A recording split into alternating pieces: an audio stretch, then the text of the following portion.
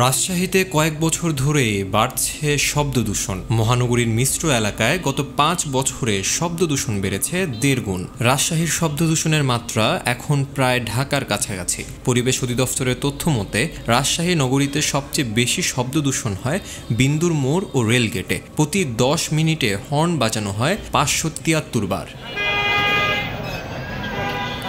বিগত ৫ বছর ধরে এই স্থানে বছরে ২ বার শব্দের মান পরীক্ষা করে আসছে বরেন্দ্র পরিবেশ উন্নয়ন সংস্থা। তাদের ভাষ্য, সড়কে পরিবহন আর আবাসিকের নির্মাণ শব্দ দূষণের অন্যতম নিয়ামক, যা মানব শরীরের জন্য ক্ষতিকর। শনিবার পঞ্চমবারের মতো এই পরীক্ষা চালানো হয়। পরীক্ষায় নেতৃত্ব দেন বরেন্দ্র পরিবেশ উন্নয়ন সংস্থার সভাপতি ডক্টর প্রকৌশলী জাকির হোসেন খান। পরীক্ষায় রাজশাহী নগরীর রেলগেট ও বিন্দুর মোড় এলাকায় ৪ বছরে শব্দের মাত্রা বেড়েছে ৬০ ডেসিবলের বেশি। ২০২২ সালে এই চত্বরের শব্দের মাত্রা ছিল ৯০ ডেসিবল।